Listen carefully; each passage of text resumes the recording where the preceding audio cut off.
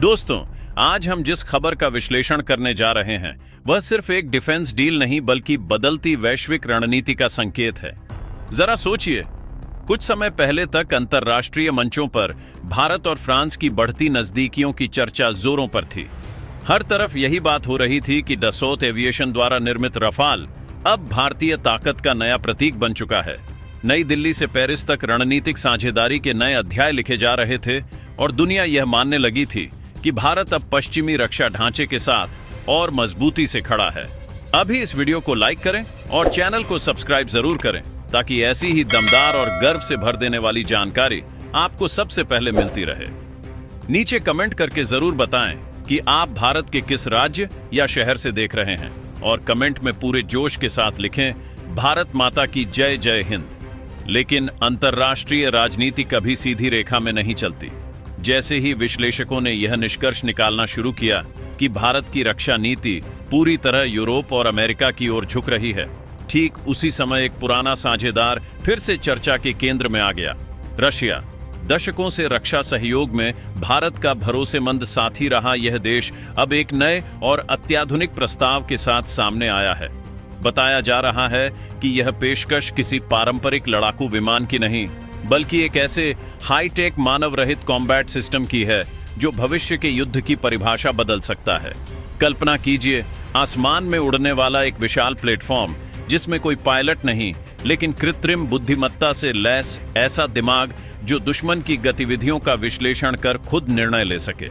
हजारों किलोमीटर की मारक क्षमता, भारी पेलोड उठाने की ताकत और रडार से बच निकलने की उन्नत तकनीक। अगर यह प्रस्ताव वास्तविक रूप लेता है तो यह भारतीय वायु शक्ति के लिए ऐतिहासिक मोड़ साबित हो सकता है। मेरी आपसे एक बहुत छोटी सी मगर जरूरी गुजारिश है। अगर आप भी मानते हैं कि भारत को दुनिया की सबसे बड़ी महाशक्ति बनना चाहिए और अगर आप भी अपनी सेना के जवानों और उनकी ताकत से बेइंतहा प्यार करते हैं तो अभी के अभी इस वीडियो को लाइक कर दीजिए। आज का लाइक टारगेट हम रखते हैं पूरे 1 लाख लाइक्स का, क्योंकि बात जब देश की सुरक्षा और सम्मान की हो तो हम भारतीयों का जोश आसमान पर होता है। और अगर आप हमारे चैनल पर पहली बार आए हैं या अभी तक सब्सक्राइब नहीं किया है तो सब्सक्राइब वाला बटन दबाकर उस घंटी के निशान को जरूर दबाइएगा ताकि देश और दुनिया की ऐसी ही रोंगटे खड़े कर देने वाली खबरें और जानकारियां सबसे पहले आप तक पहुंचे।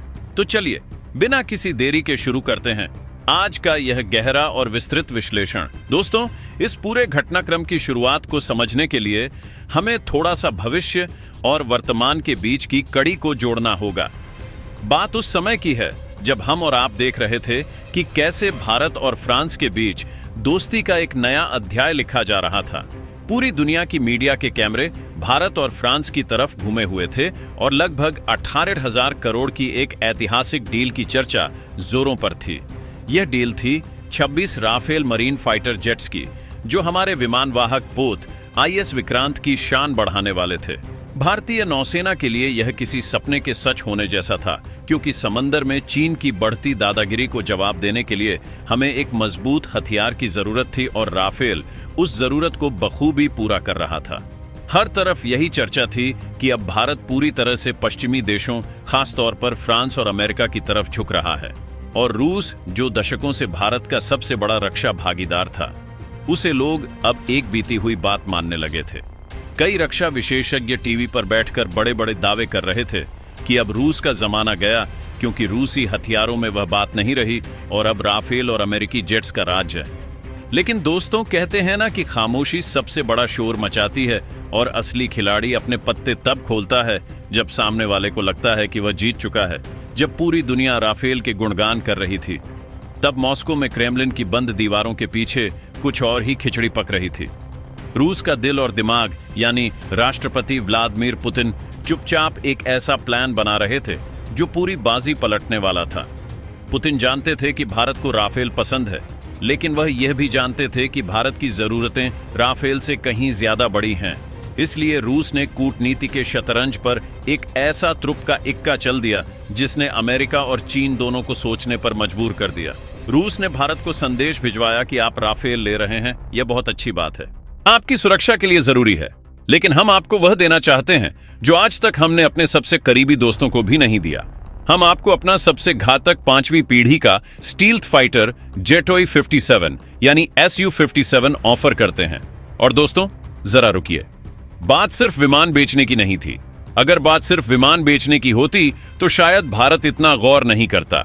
रूस ने कहा कि हम आपको सिर्फ विमान नहीं देंगे, हम आपको इसे बनाने की पूरी टेक्नोलॉजी देंगे, हम आपको इसका इंजन देंगे, इसका रडार देंगे, और सबसे बड़ी बात, इसके साथ हम आपको एक ऐसा साथी मुफ्त में या बहुत ही कम कीमत पर देंगे जो भविष्य के युद्धों का चेहरा पूरी तरह बदल देगा।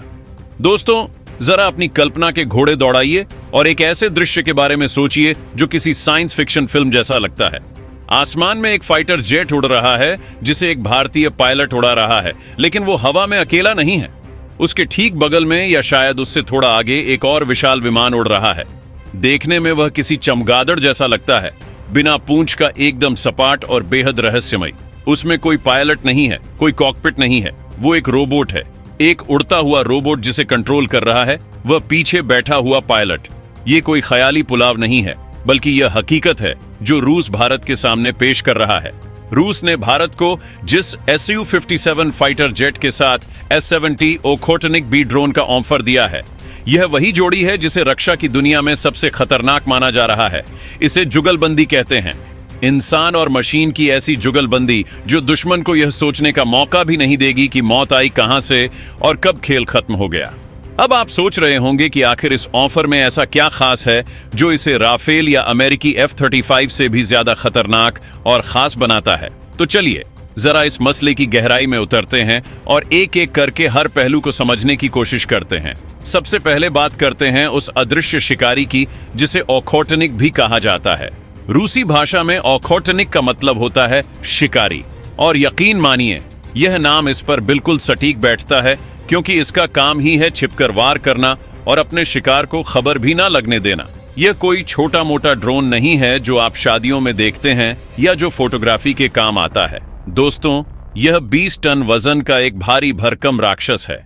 इसका वजन उतना ही है जितना एक भरे हुए मिग इंटीज फाइटर जेट का होता है। इसकी लंबाई 14 मीटर है और इसके पंख 20 मीटर तक फैले हुए हैं, जो इसे आसमान में एक विशाल परिंदे जैसा दिखाते हैं।